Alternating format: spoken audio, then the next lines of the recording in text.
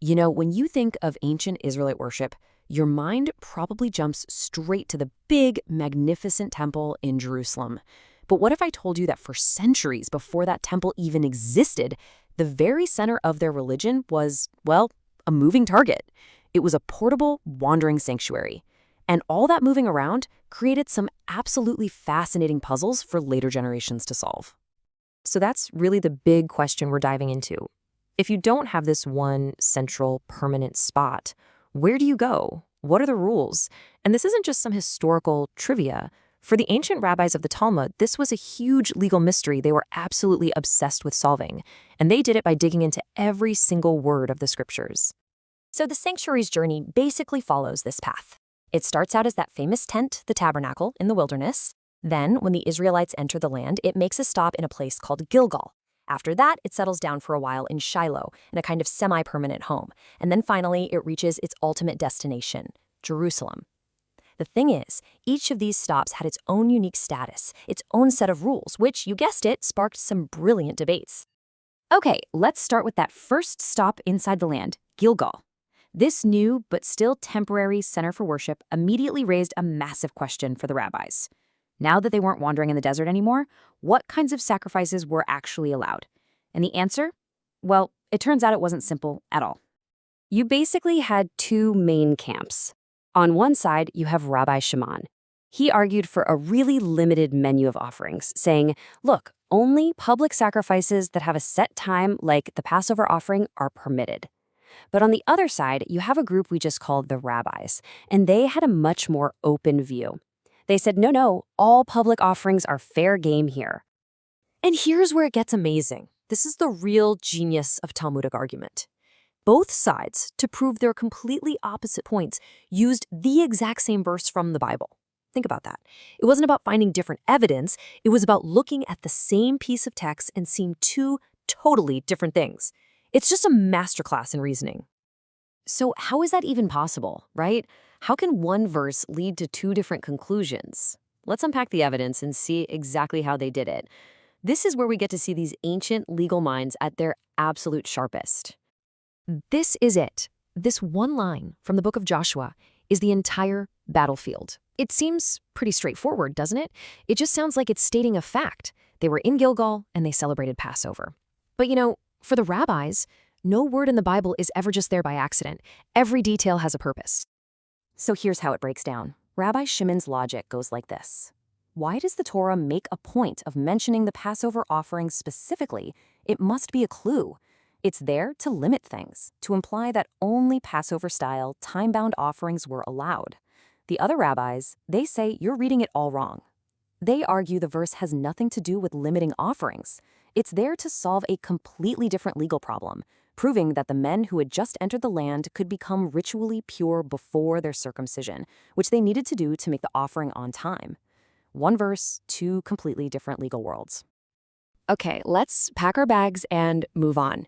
After Gilgal, the sanctuary settled down in Shiloh for a whopping 369 years.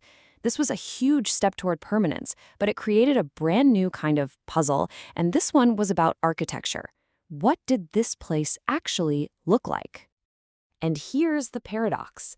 In one part of the Bible, the book of Samuel, the sanctuary at Shiloh is clearly called a house. That sounds like a solid stone building, right? But then over in the Psalms, it's just as clearly called a tent or a tabernacle, which sounds exactly like the old portable structure from the desert. So which one is it? A stone house or a fabric tent? It can't be both, can it? The texts seem to be in a flat-out contradiction, and this is exactly the kind of knot the Talmud absolutely loves to untie. And the solution is just so simple and elegant. They said it was both. It was a hybrid. They reasoned that it had a permanent base made of stone walls, but instead of a normal roof, it was topped with the original sacred curtains from the wilderness tabernacle.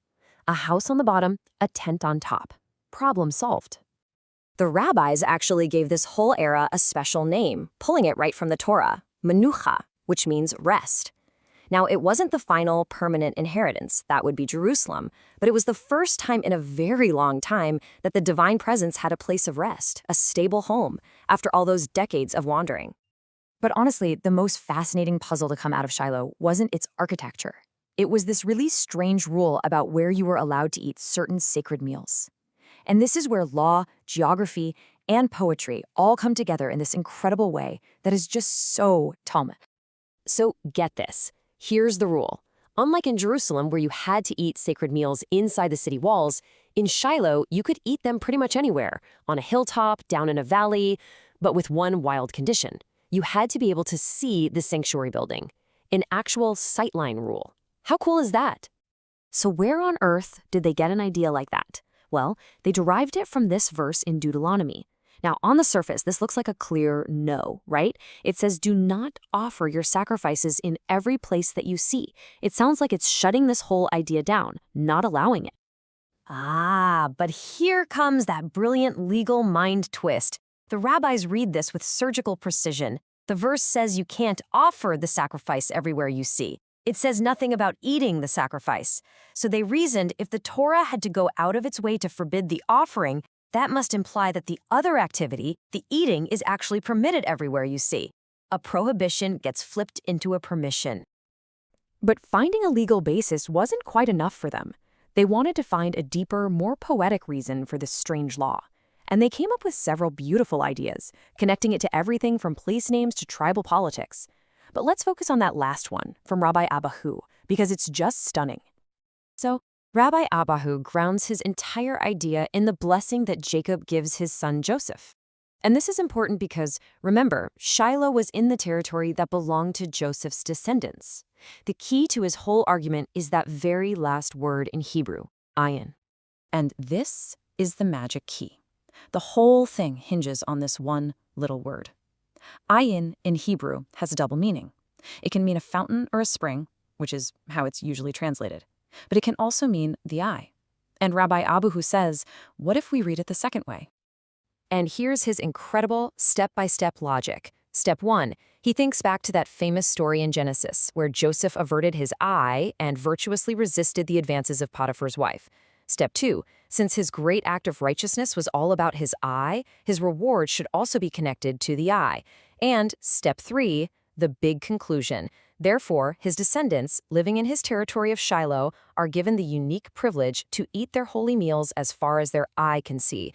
A personal act of moral courage gets transformed into a national law centuries later. It's just beautiful. So, when you step back and look at these puzzles from Gilgal and Shiloh, what's the big picture? Well, it reveals something really profound about the whole project of the Talmud and its entire approach to what knowledge even is. Here's the most important takeaway. The Talmud isn't a rule book. It's not just a book of answers. It's a masterclass in how to think. It wants to show you the arguments, the creative leaps, the passionate search for the deep, deep meaning that it believes is always hiding just under the surface of every single word. And that leaves us with one final thought. What if the true purpose of a text like this isn't to give us all the final, neat answers? What if its real power is to teach us how to ask better, deeper, more interesting questions, and to invite us to join a conversation about meaning that's been going on for thousands of years?